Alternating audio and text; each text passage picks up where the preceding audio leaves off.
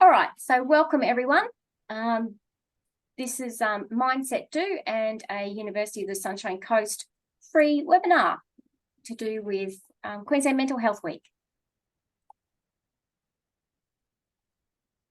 So first up, I would like to acknowledge the traditional owners of the land we are meeting on today and wherever you might be tonight, and pay my respects to elders past and present. So my name's Amanda Finch. I'm the Program Coordinator for Mindset Do Secondary School, Community and Events. So I have quite a broad area, lots of fingers in lots of pies, and it's a lot of fun. So tonight we have Associate Professor Michael Nagel with us, and he's going to do a fantastic talk in a few minutes. I'll just do a bit of housekeeping and introduce you to Mindset Do. So you can use the chat for introductions and any questions, and anything Michael asks you to do, you can put it in the chat. This event will be recorded, just so that you are aware of that. My email and our website I've already put in the chat if you'd like to have a look at any of those. So what is Mindset Do? So it's an evidence-based initiative which translates research into programs. So we go into schools, we go into the community, and the schools and community also come onto our campuses. We are from Fraser Coast all the way down to Moreton Bay, and we also go out to rural and remote areas as well. So we have lessons from years 4 to 10. So they are 3 lessons or 4 lessons each. So it's a multi-touch point program. We train teachers and pre-service teachers and other uni students to actually deliver these programs out there for us. So it's a work opportunity for our students as well. And we have our on-campus events. We have science and engineering challenges, robotics clubs, parents' care and workshops, and lots more. So our aims are basically to try and get school students to understand what STEM is, to get them to take STEM subjects at school and in their secondary years as well, and then hopefully go on to tertiary education studies, whether that might be TAFE or university, and then hopefully have great STEM careers and jobs in the future. So we began as a little club in 2015. Since then, you can see we've progressed. We've got, we've been able to deliver to a whole lot more students. We've had more funding along the way, and our funding goes in for this year, and hopefully we'll get funding again next year. This is just a little bit of an organisational chart. So our project lead is Natalie McMaster. Some of you may know her in the School of Education Tertiary Access. And then the 2 program coordinators are Sarah and myself.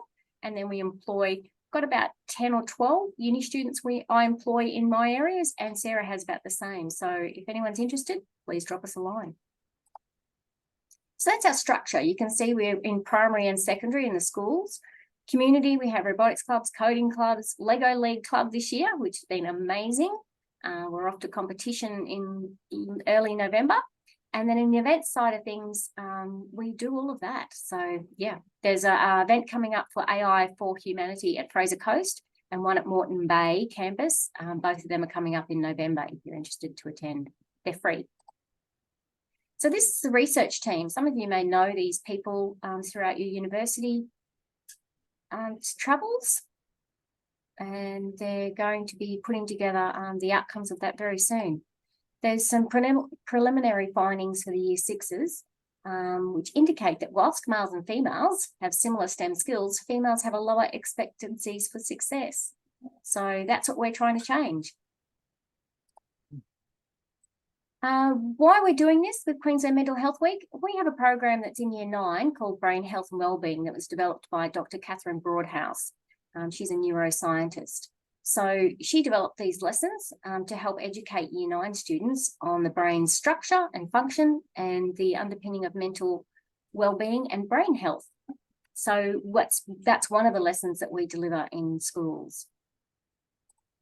So that links in lovely with the Queensland Mental Health Week.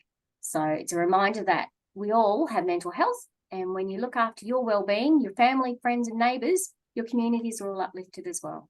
So that's a beautiful way of looking at it. And just our acknowledgements there.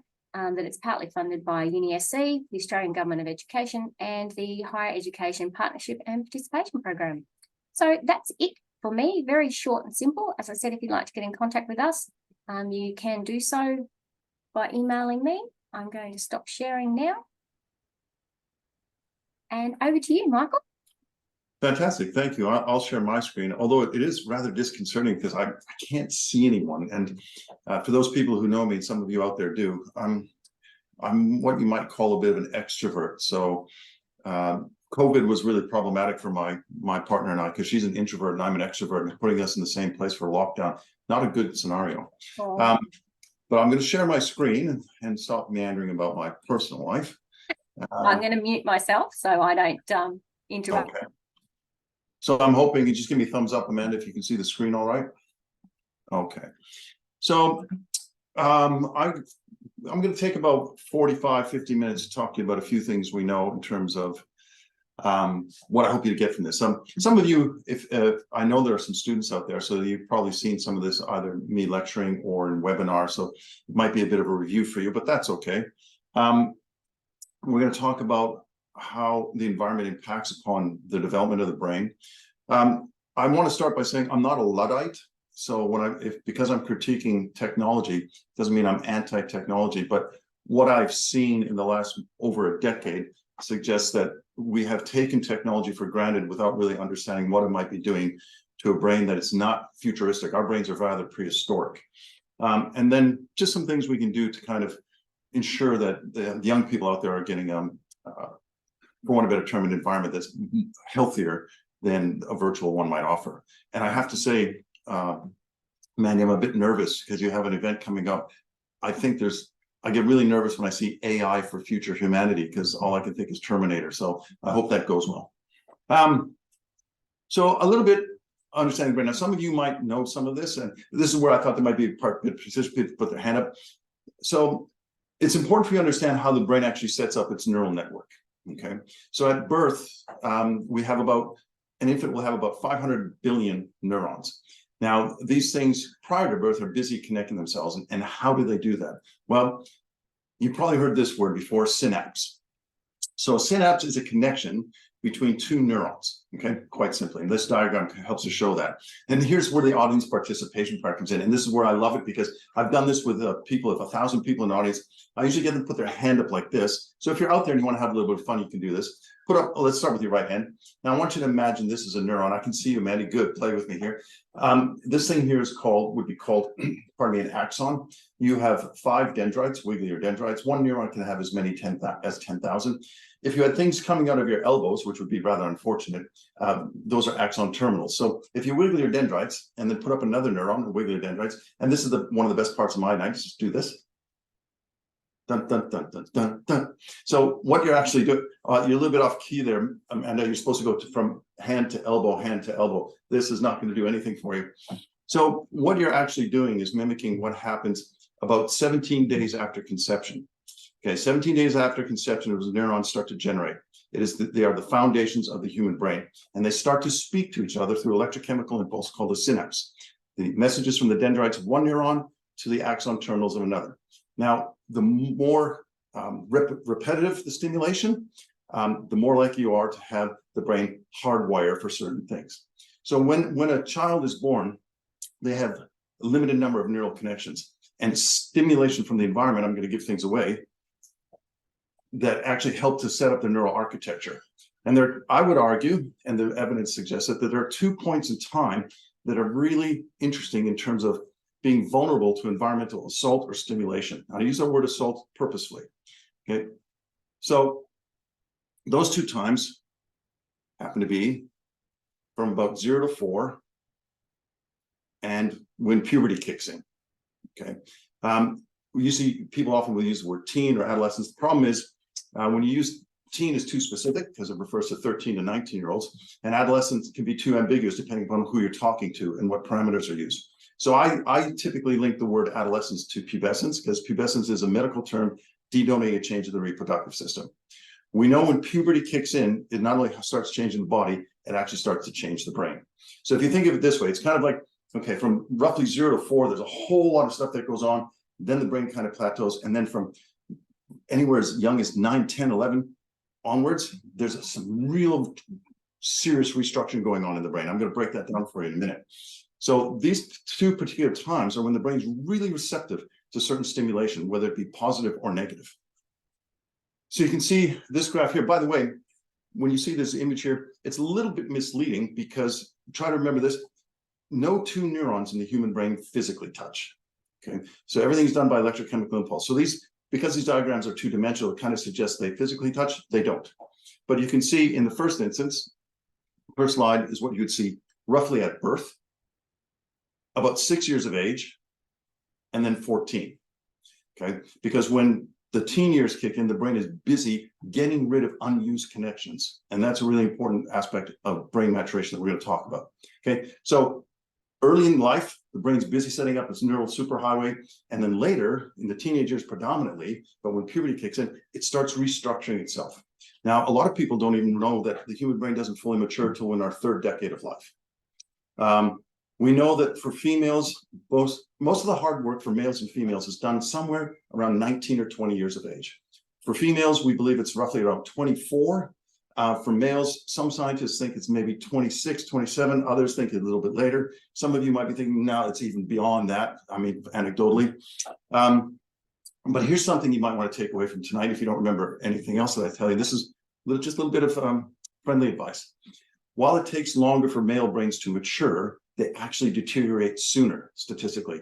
So those of you with boyfriends, partners, husbands, your opportunity to truly experience who we are is limited. So you really need to worship each and every day. So when he arrives home, make sure you have that cool, refreshing beverage waiting for him. It'll do wonders. Now, this is the part, see, when I have you there, I'm hoping you're laughing, but I don't know. Somebody might go, oh, this guy's just not good. Anyway, let's move along. So how does the brain actually set up its neural architecture? Well, through experience, and two types of experiences. One is called experience expectant growth, and the other is experience dependent growth. Okay, now I'll give you some examples so you can see what this means. Think of experience expectant growth as sort of nature and experience dependent growth as nurture. Now, here's an example of experience expectant growth. Really important for those of you out there to remember, I didn't do this. Okay, so those of you that might have some of these beasts in your home, I didn't do this. But researchers took kittens at birth and sutured their eyelids together. Now, again, I don't particularly like cats, so I think that's kind of good research. I saw that look, Amanda. The reality is what they were looking to do is they were looking to see, as you were aware, when kittens are born, their eyelids are already closed. So they wanted to know what happens if we deprive them of visual stimulation. Now, what they would do is over a period of time is we release the eyelids, sometimes one eye, sometimes the other, sometimes both, all the variables.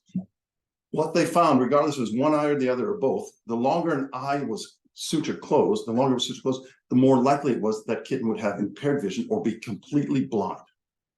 Now, when the kittens matured and after opening the eyelids, the researchers wondered what's going on there. So again, I didn't do this, but they euthanized the cats and had a look, see what's going on inside there.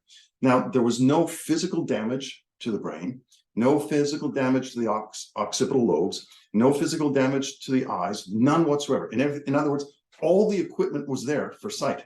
Problem was, those kittens didn't have the requisite stimulation to hardwire for sight. Right? So there's a critical, and researchers will refer to this as critical periods. There are critical times when the brain expects certain stimulation to hardwire.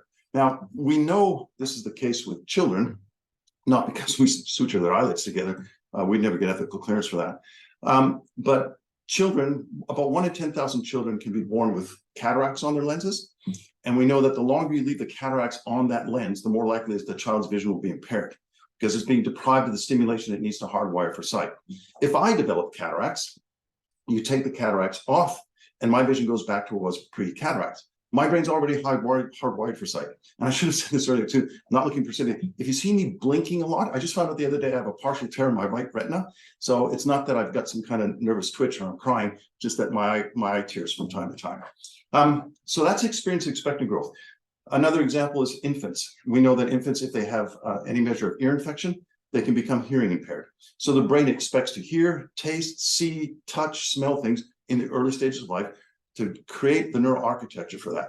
Now, for all intents and purposes, that happens for all children.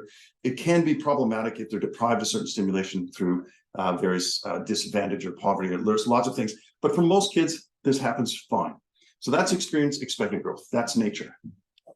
The other is experience dependent growth. Now, for those of you out there who've seen this, if you've ever been to London, you would surely know that that photo there is Photoshopped because those drivers aren't genuinely that happy. But basically, if you know anything about the cab drivers in London, they have to take a test called the knowledge. Now, the knowledge is one of the most arduous tests on the planet. It has about a 60% attrition rate. Basically, it's a series of tests saying, if you have to get from A to B in London, what's the fastest way possible? And they have to memorize these things over and over and over again. Well, what was really interesting is researchers wondered, is that kind of rote memory work, of working memory, is that having an impact on their brain in any way, shape, or form? So they did brain imaging of all of these drivers who had passed the knowledge, had a look at the brains, and it turns out their hippocampi, and we all have hippocampi, it's where our working memory is housed. If I said to you right now, hold the image of an elephant in your mind, have that elephant your favorite color, and have that elephant sing a song. If we were to look at your brain right now, we'd see your hippocampi lit up quite voraciously because a lot of that is happening there. When researchers looked at these taxi drivers' hippocampi, they found that their hippocampi volume was actually greater. It's almost like they're exercising their biceps. And the biceps got there because they're exercising their working memory, the hippocampi, it had greater volume. These people, males and females alike, who've passed the knowledge, they'll outperform any one of us on working memory tests. The kind of test where you put, say, 30 images on a screen and you're asked to memorize as many as you can in 20 seconds, they fly through this like crazy. To help validate this, researchers then took London bus drivers and checked out their hippocampi. Turns out they're no different than yours and mine because they drive predetermined routes. So this is experience-dependent growth. This is nurture. This is the experiences we provide as parents, teachers, organizations, businesses that can literally shape our brain. Experience expectant, experience dependent. Can the brain be rewired? It's often a question. Yes, it can, and it does all the time. So if you think about the notion of neuroplasticity, it's the brain's ability to change with its environmental stimulation. There are two ways to think about plasticity that are really important. One is think about the brain as we all have the capacity for our brains to change every day.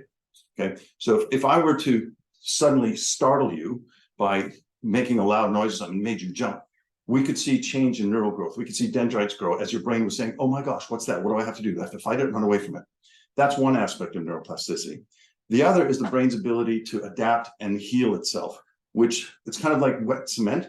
The younger we are, the wetter cement is. The older we get, the more the cement hardens, it's difficult to change. For example, if a 5-year-old, which is exceedingly rare, was to have some measure of an aneurysm in, say, their left temporal lobe, the chances for healing would be far better than if I had an aneurysm. See, because my brain is structured in such a way now that it's become, the cement is beginning to harden. So the healing process wouldn't be as good, which is why people, as they get older, if they have a measure of aneurysm in their left temporal lobe in particular, they might have difficulty understanding language or speaking. Okay, but a 5-year-old brain will heal very quickly. So there's two aspects of neuroplasticity. What we're really concerned about in this conversation here is what is the environment doing to the neuroplasticity of young people as their brains are maturing? Okay, so keep that in the back of your mind. So we do know some things about the teenage brain that I think are really important for those of you who have teenagers in your life. I no longer do, but I will share some experiences with you. I have a beautiful daughter. She's 25 and a son 23. So I've been there, done that. So there are 4 really important things, 4 of many changes that occur during adolescence. The first of these is frontal lobe maturation. Okay. Second is synaptic pruning. Third is being high in emotion. And the fourth is fluctuations in neurotransmitters. I'm going to talk a little bit about each of those because they are important to the topic at hand. Okay, first of all, frontal lobes. Here are your frontal lobes. So the things in the boxes are all part of your limbic system. Your frontal lobes are the last thing to mature. They somewhere in between the 19 and 24 years of age is when your frontal lobe, particularly your right prefrontal cortex, which sits behind your right eye, is the last thing to mature. And that's important to know because that is your brain's chief executive officer, right? That is where all the important action happens. So planning, anticipation, attention, concentration, empathy, all function out of the frontal lobes. Damage your frontal lobes, you're going to have issues with that. This is not to say that a 9-year-old is not capable of empathy, but a 19-year-old is much better, a 29-year-old even more better in terms of empathy. So all of those processes become more sophisticated as we age. One of them is, I love this example because it's a real life example for me, the mediation and inhibition of inappropriate emotional responses. So those of you with teenagers in your life, I'm wondering if you've experienced something like this. This is my daughter in high school. This is Maddie. I couldn't call her Madeline because that would just incur her wrath. So Maddie comes home one day and I say, hi, Maddie, how are you? She's coming home from school. I say, look, before you come in, would you mind taking out the rubbish? Okay, she does. Reluctantly, but she does. She comes back in and I made a huge mistake. I say, I'm sorry, Maddie, I forgot. Could you take the recyclables out too? Oh my God, Dad. That's all you have to say to me is take out the trash, take out the rubbish. Geez, you know what? You love Harry more than me. He never does anything. I haven't seen Stephanie in 10 minutes. We have to Facebook. Oh my God. And she storms off, takes out. You'd think I'd ask her to go out and kill the dog. Now, I'm going to bet those of you who are out there listening may have either encountered that in your lives or incurred that wrath upon your parents, right? At least I'm hoping. Otherwise, went through a world of pain. Now, so the mediation and inhibition of emotional responses improves with age, emotional regulation. But here's, again, a little bit of parental advice. I realized when that happened that I had to do something. So you can do this too. I found a whole lot of pictures of Maddie. There she is, when she was a little girl. And I put that on the wall. So the next time I incurred her wrath, I knew that somewhere inside that teenager was that beautiful little girl who liked to pick flowers in the garden, just waiting to reemerge. I suggest you do this if you have teenagers, because she has come out. So there she is, just a proud parenting moment. She's about to get married in December, so I'm very pleased. He's a lovely young man. He's in the Army, and he can protect her with his bare hands, so I'm very happy. Okay, so second thing that occurs, synaptic pruning and white matter. If you recall, when we started this conversation, I told you the brain is, when you're born with about 500 billion neurons, more than you actually need. And white matter, which is myelin, you have less of. So what happens is, in order to become more proficient, the brain gets rid of unused connections and increases its white matter. When you're born, you have more gray matter than white matter. White matter is a fatty material called myelin. And as you age, that balance shifts. The more myelin you have, the better, because myelin wraps around the axons of neurons and acts as an insulator and conductor, allowing for messages to be more expeditious. Okay, so there's two things happening simultaneously. The brain is getting rid of unused synaptic connections, and it's increasing its white matter. Right? It increases about 100% during adolescence, and much of that is in the limbic system to begin with. Now, how does it decide which connections stay and which connections go? I had the pleasure of meeting a gentleman by the name of Jay Geed a while back, and he said this once on television. If an adolescent is doing music, sports, academics, those are the connections will be hardwired. If they're lying on the couch, watching MTV, playing video games, those are the cells and connections that are going to survive. So he had to qualify that, say, look, not making a value judgment here. We know that through the teenage years, what you do over and over and over again helps solidify those neural connections. What you don't disappears. So if you study Japanese as a second language in year 7, and year 8, and then you never touch it again, your Japanese abilities are going to just disappear. Okay? So this is important in the context of we think about in a few minutes, what are young people doing in terms of solidifying their neural connections? We know that the teenage years, adolescents are high in emotion. This was a fascinating experiment. I love sharing this with people just to give you a sense. Imagine, if you will, you give a group of adults and teens a device that looks too different than this clicker I'm using, and it has 4 buttons on there. One button each represents 4 primary emotions: happy, sad, angry, surprised. And what you do is you're going to show a number of images, facial images, and you want the participants to identify what emotion do they see. Is the person happy, sad, angry, or surprised? Very simple, very elegant design, scanning the brains while they're doing this. You might be interested in knowing that the image where you see the little blue dot is representative of the adolescent brain. So a lot of the action is happening in the limbic system, not a lot of it. And for the adults, it's up higher in the frontal lobes, the orange spot. Now, what we know is that in that experiment, more often than not, the teenagers were wrong and they're incredibly slow. In other words, and they were using their limbic system, the emotional part of the brain, to make the determination. So teens and adults will look at emotional cues and use a completely different mechanism of the mind to determine what emotion they might see. More often than not, teenagers get it wrong, right? So they're responding differently to the outside world. And we also know they're particularly hot wired for emotion. That's another seminar. We can do that another time. The other thing that's going on is a fluctuation in neurotransmitters. Now, there's a lot of neurotransmitters that we have. Three in particular are quite interesting. One of them is serotonin.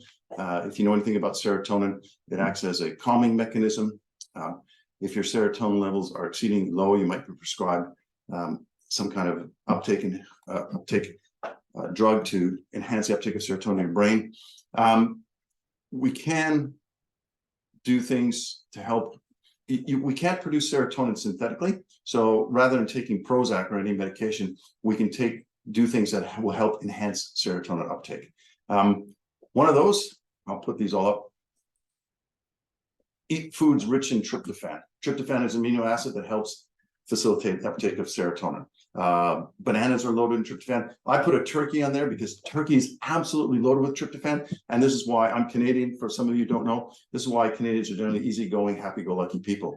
We look for any reason to kill and eat that bird. You folks might just want to do it at Christmas. This is the mainstay of our diet.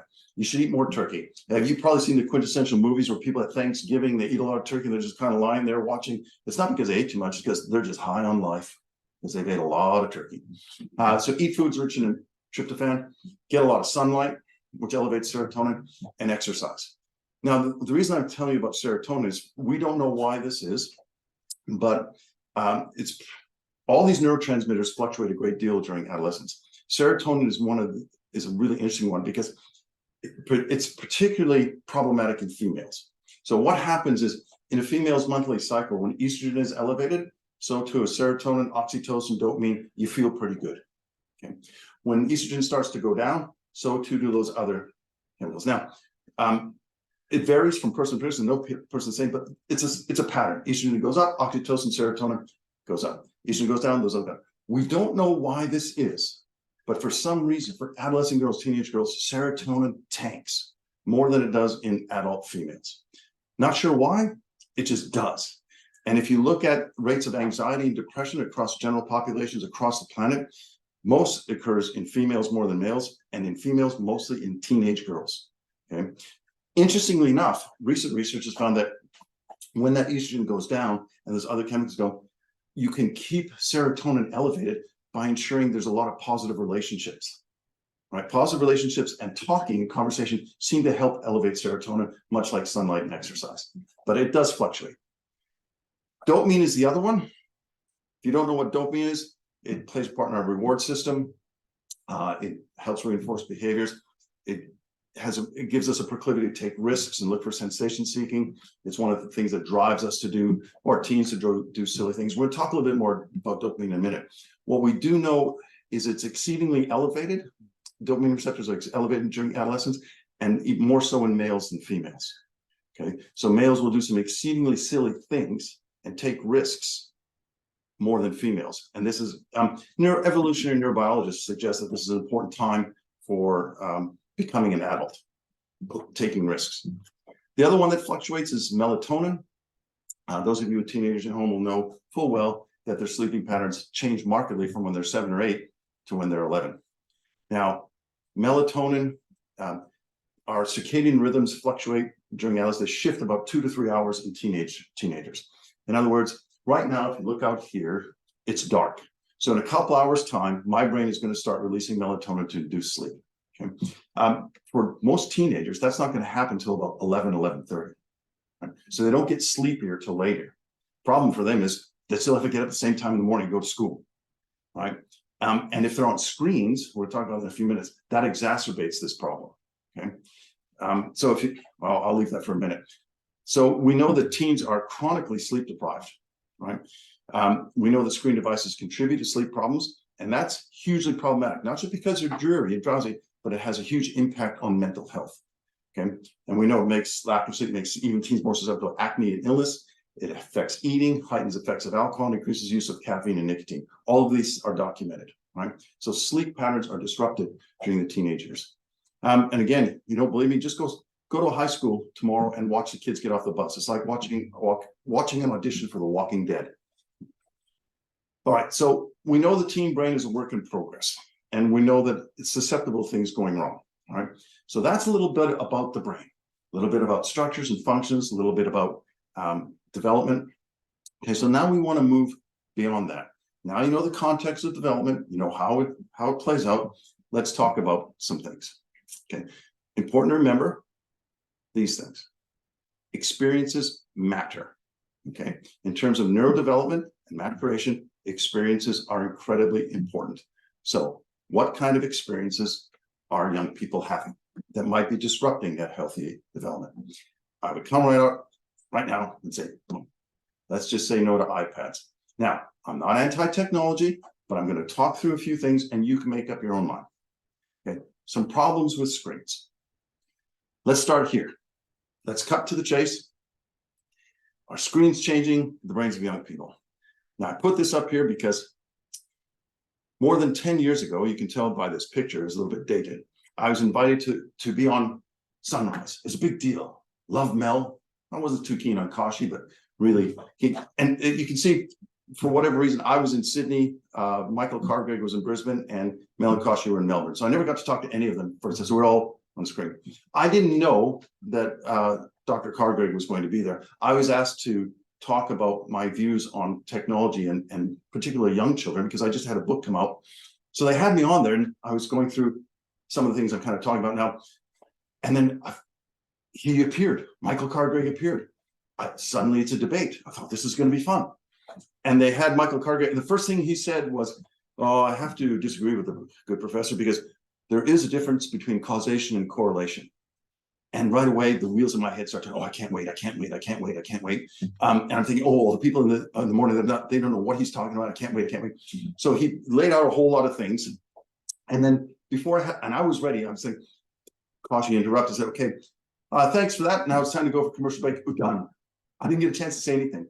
I was fuming, because what I would have said was, thank you to the good doctor, but I think it's rather disingenuous for this argument, because we cannot take children and create an experimental design to see at what point they get harmed by inundating with technology. But what we can do is look at a raft of studies across multiple disciplines and make some pretty sound judgments about things that are going on, right? Because again, we'll never get ethical clearance. I can't take a whole bunch of 4-year-olds and have them look at screens for 12 hours and say, I hope that's not hurting their brains. So that argument to me is a bit spurious and rather disingenuous. Because, look, here's just a few studies showing sexually might be changed or damaged. I'm not going to break all these down for you. I'm not going to break them down, but these are just some that were published up to 2016, 2016 BC, before COVID. Okay.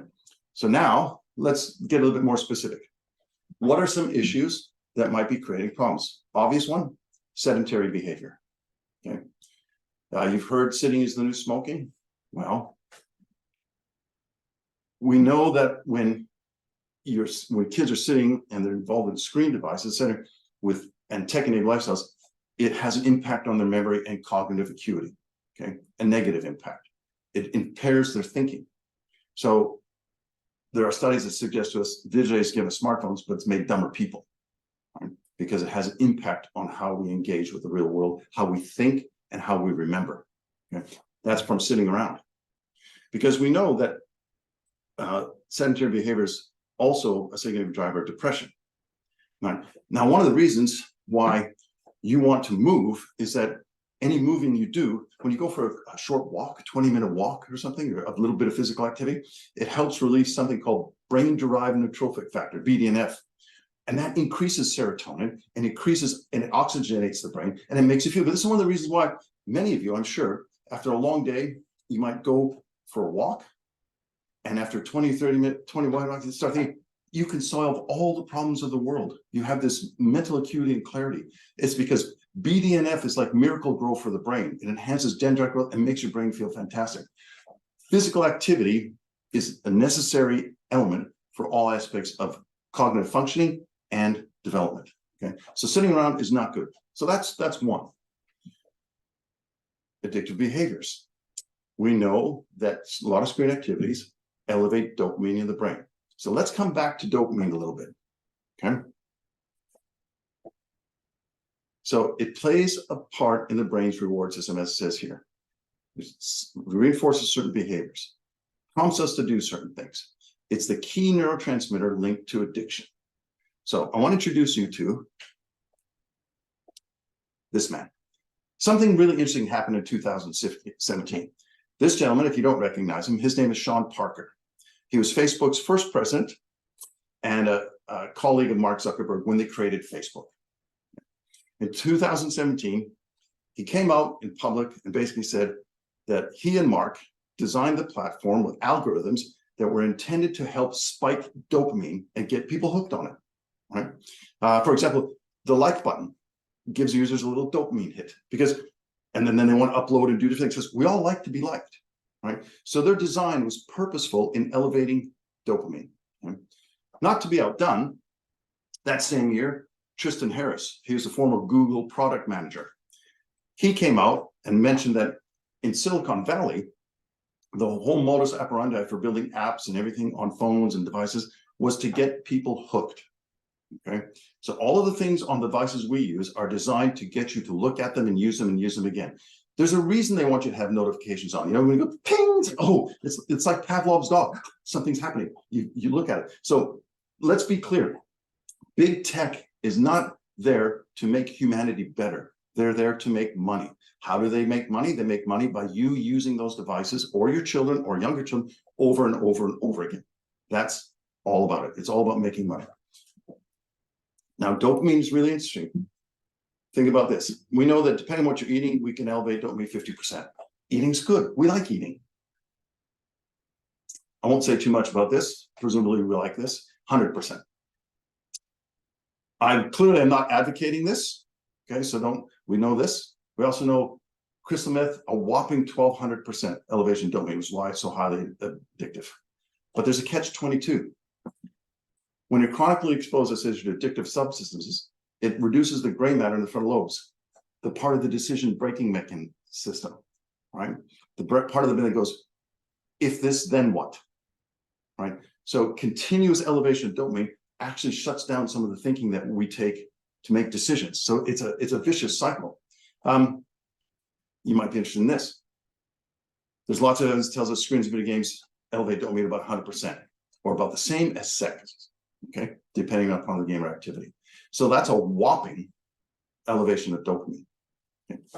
Screens, activities get you to do that, elevate dopamine, get you hooked, could lead to addiction. The DSM now has internet addiction as a diagnosable condition. Sleep disturbance, we talked about this. This has an impact on mental health. If you don't get enough sleep, you feel awful.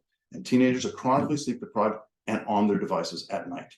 I will say to schools, I've been to schools that say to the students, you can hand your homework in at midnight online. Now, I don't know about you. I've worked with teens all over the planet. I've yet to come across a whole cabal of teens that when they get home from school, they say, I can't wait to do my homework. More often than not, if something's due at midnight, they're like, 11:30, I better get started. They get on their devices, they submit it by midnight. Well, guess what happens?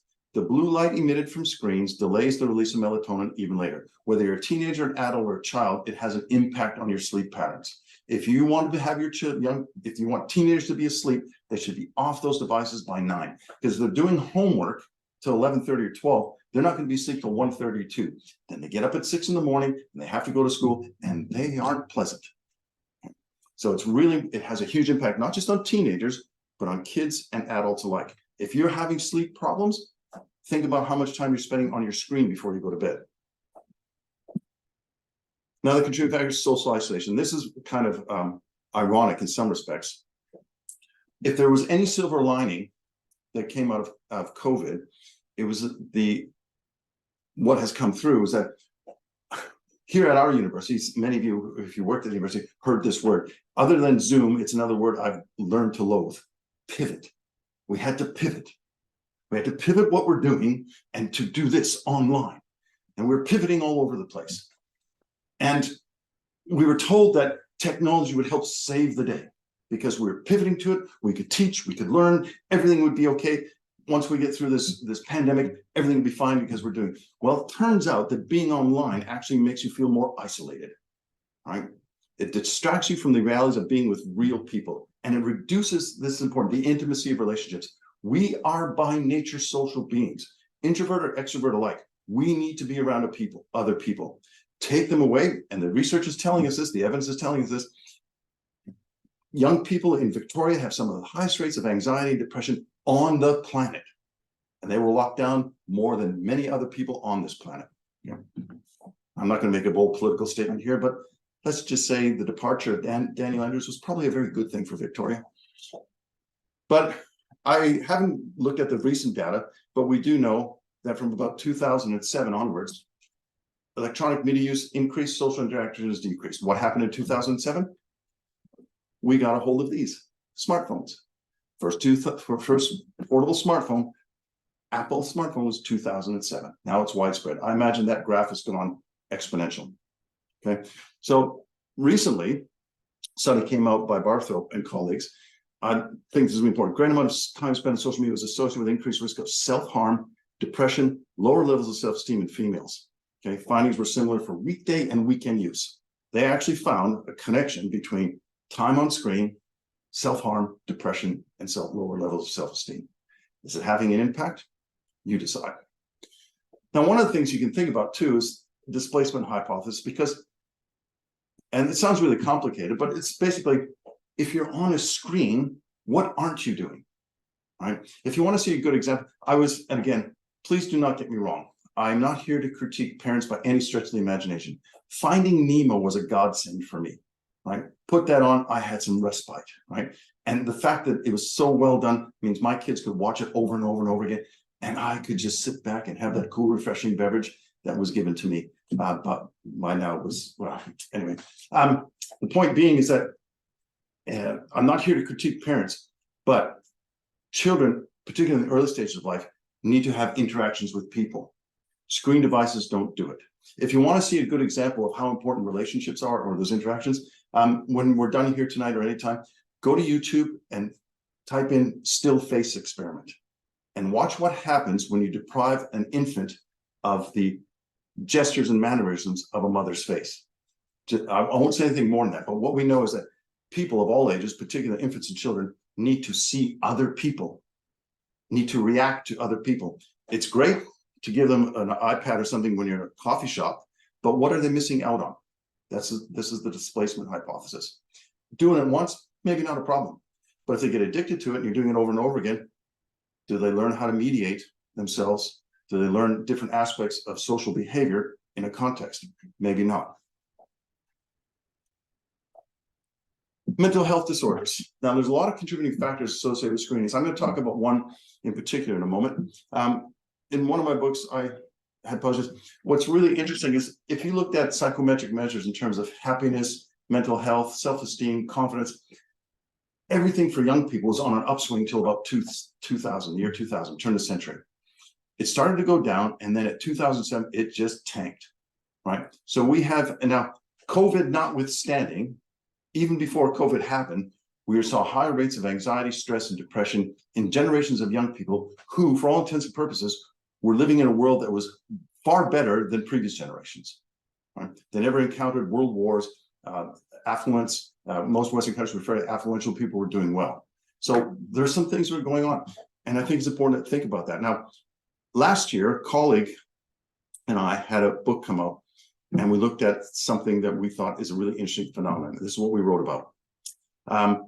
The cover created a bit of a controversial stir for some people, particularly those who didn't read the book, because they thought we were having a go at autistic people. It's not the case. So there has been some research that's initiated. I'm going to talk a little bit about this because Marius Zamfir is a Romanian psychologist, noticed something really interesting in Europe with his clientele. He started to see a change in children who had no measurable diagnoses of autism suddenly look like autistic kids. So children that he was dealing with for different issues or problems at 3 or 4 or 5 years of age presented as, for want of a better term, normal kids, no measure of being on the continuum. And then for whatever reason, they started looking and displaying symptomatic behaviors of children with autism. And that perplexed him. And he found that the more time spent on screens seemed to contribute to that. I'm going to break it down a little bit for you. Okay, so for those people who aren't studying psychology or anything, just a few things. We know that autism is a neurodevelopmental disorder with moderate genetic heritability. We know that diagnosis of autism has risen markedly in a very short time frame. Now, we couple that with, we know that about 95% of Western children can comfortably use a mobile phone device by age 4, most by 1. We know that screen devices are being used to babysit and calm children. There are studies that tell us that it's having a huge problem or creating to emotionally reactive problems such as aggression, externalizing behaviors. And one of the study that came out just 2 years ago found that screen time was actually worsening symptoms in people who are genuinely diagnosed with autism. All right. So we wrote about this in this book, and we talked about all of these things in the book because we posited, we're now 16, 17, 18 years after the first iPhone came out, but 23 years into the advent of technology, and we're starting to see a lot of things like poor theory of mind. An increasing number of people have real difficult time taking in other people's perspectives, being able to put yourself in other people's shoes. Is this a generational thing, or has it been a contributing factor to technology to that? I don't have enough time to unpack all of this for you, but I just want to share with you a few other things about this. When we take screens away from those kids, found that symptoms disappeared. Okay? In other words, what Zamfir was seeing, and now this has been identified, researched, and replicated in clinical studies and brain injury studies, is that kids who demonstrated particular behaviors that showed, which would be demarcated as autistic-like behaviors or autism, take the screens away for a period of 3 months and train parents to reciprocally engage with their children, and those behaviors disappeared. And the theory is, if kids are on screens and they're not doing anything else, they are losing the opportunities to learn how to engage with other people. So when the opportunity comes, they don't know how to make eye contact. They don't know how to talk. They don't know how to communicate. Those things do not happen naturally when you leave the womb, right? People don't come out of the womb going, I'm here, let's talk, let's chatter, let's connect. That's learned behavior. That's experience-dependent growth. You need to be in connectivity with other people for that to happen. So what Zamfir found was that if you had a screen diet for a period of time with a lot of parental interaction and a lot of exposure to nature, all of those symptoms disappeared, right? So we have a cohort of young people who never presented as being on the continuum, suddenly do for whatever reason. Then you engage in digital detox, reciprocal play, and nature, and it disappears. Just to show you how powerful nature is, I thought I'd throw this in here too. This was a fascinating study in terms of ADHD. So this was done not too long ago. A group of children with ADHD, it says here, completed a series of puzzles that challenged them and raised their attentional fatigue, made them impulsive. Then they were split into 3 groups, and they went for a walk for 20 minutes. Okay, one group went into a vegetation-rich urban park, represented here by that. I'm going to think it's a cherry tree. Another group went into a built-up downtown urban area, and another group went into an area clustered with houses, suburb. Walked around for 20 minutes. They came back. So post-walk, each child was driven back to an indoor setting, and they were tested, neurocognitive tested, for attention and executive function. Okay, so you create this sort of scenario where you raise fatigue, you take the kids into 3 different environments, you bring back, and you test them with attention and executive functioning. And they found that the kids who went out in the park showed improvements in their cognitive function that is equivalent to taking medication for it. The other 2 groups didn't. In other words, the other two groups came back and they were still fidgety and impulsive, but the kids in the park came back, they were calmer, as if they'd been medicated. Okay? So we know there's a lot of literature around the power of being outdoors. Right?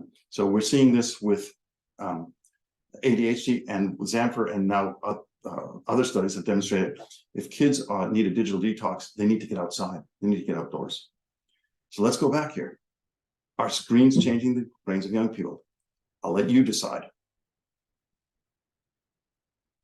So this was published just a year ago. At 1 year of age, at year of age 1 hour screen time per day slightly increased the odds of being diagnosed with ASD.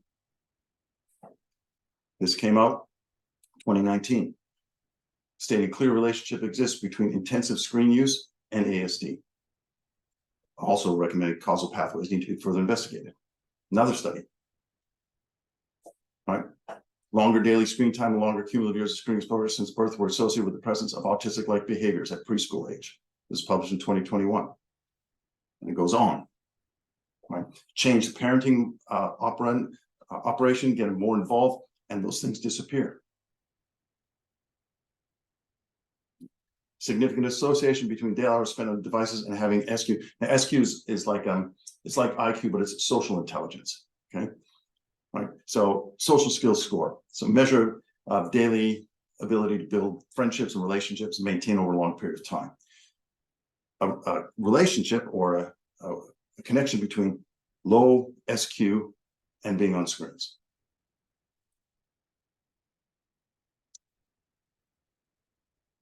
Recent study 2020 showed lower integrative brain white matter supporting language and literacy skills in pre-kindergarten children. Being on screens is having an impact on language. Impact on language means you can't communicate. Not being able to communicate means you are impacting social emotional development. Language is a precursor to social emotional development as part of it. Are screens changing the developing brain? You decide. So we wrote this book. It was, but interestingly enough, Rachel and I have, over the last, Rachel Sharman in psychology and I, been in speaking to about 10,000 GPs across this country. And more than 90% have said they're seeing the exact same thing in their practice. Kids who never presented as autistic, now appearing autistic. And we're not here to beat up on parents, okay? So here's what we know. When we wrote this book, the whole idea was to say to people, we can no longer have a discussion about how much screen time is too much screen time. I was on ABC Radio Drive yesterday with Steve Austin. He was asking me that question with adults. And I said, well, we don't really know because we can't do clinical experiments to see if we harm people. But what we do know, if we're talking about children, is that we have decades of research that tells us what do kids need to do? They need to be with other people. They need to be playing, talking, outdoors, having fun. So if you have a balance where there's too much technology, not enough there, so shift the balance. Shift the balance. It's all you have to do. You don't have to condemn yourself because your kids are on iPhones, but shift that balance. And you have to model that behavior. So the evidence suggests this. I would say that we should think of screen time as a major public health issue. I think schools and parents have to have a shared understanding of overall screen time. It doesn't do any good to talk about screen time if schools are relying on screens 6 hours of a day. All the evidence says that there's no need for a child to have a smartphone under the age of 13. Phone should be switched off at night, and any charging that occurs should be in the parent's room. Regardless of what your child says, if they say, I have an alarm, go to Target or Kmart and buy them an alarm clock. Because what they're gonna say, I'm not gonna listen to them, but the minute, you know, Maddie's, and she had her phone in her room, I know full well at 10 o'clock or 11 o'clock at night, Stephanie's ringing and saying, guess what? Did you hear what just happened to Sally? Oh my God. So I used to say to Maddie, if it's an emergency, Stephanie can ring me and I'll let you know. And they actually need to be parented. I hear a lot of parents say, well, I don't know what to do because if I take my phone away, my kids can't. Now here's something you might be interested in. We're almost out of time, so I'll get to this quickly. So before the pandemic, I was involved in some research looking at smartphone use with young people. And I won't go into all the details, but we basically, we sent out a survey that we adapted from Griffith University looking at smartphone use. We asked the number here, you can see 1,372 teenagers, to identify certain things, and then we were going to interview them. So one of the things that came out in the data was that teenagers were saying they were well and truly aware of all the things that issues smartphones were contributing to. Poor sleep, inactivity, decline in school grades. They identified this. We didn't. Now, that was interesting. So they knew they were a problem. Before the pandemic, we got into a situation where we started interviewing and talking to them. Now, this is, if only this is where the pandemic just shattered our research because we couldn't continue. But one of the things that was really interesting is we said to them, look, if you know phones are having such a problem for you, creating all these problems, why not just switch off? I was like, I'm not going to do that. Oh my God, I'd be a dork, I'd be a nerd. But what they did say is if mom and dad told them they had to, they would. In other words, no 14 or 15-year-old is going to say, oh, I just listened to this brilliant webinar by Dr. Michael Nagel talking about the negative aspects of smartphone use. So I've decided to switch off because that's a responsible thing to do. And I'm a responsible teenager. Not going to happen, right? Because all their friends are going, loser, right? But all of them would be have to say, you know, my parents are such jerks. They won't let me use my phone anymore. I hate them. They're aliens, right? So they're happy to apportion blame to parents, knowing full well it will get them off the device. We thought that was really interesting. And then the pandemic happened and we couldn't talk to them anymore. Sorry. So wrapping it all up, our brains are designed to connect with others. Probably if you take one message away, phones, tablets, screens, stop that from happening. You want to foster healthy development? Promote social interactions or real, not a virtual one. And always remember that the central catalyst of positive relationships or positive healthy development, neurodevelopment are relationships. It's relationships children have with each other, with their friends, with their caregivers, with their parents, everybody else. That's the central message. Shift the balance. If the kids are on stuff too long, get them off. And I thank you for your time. I'm going to stop sharing my screen. That was wonderful. Thank you so much. Pleasure. We do have one question sitting there. It came when you first started talking about your book with Rachel. She asked, is this the connection between screens? Is the connection between screens and is similar between ASD and ADHD?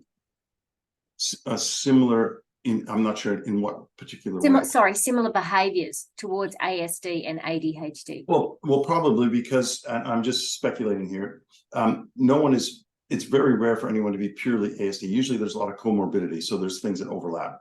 So you will see particular behaviors with individuals with ASD and ADHD. So we suspect that probably is.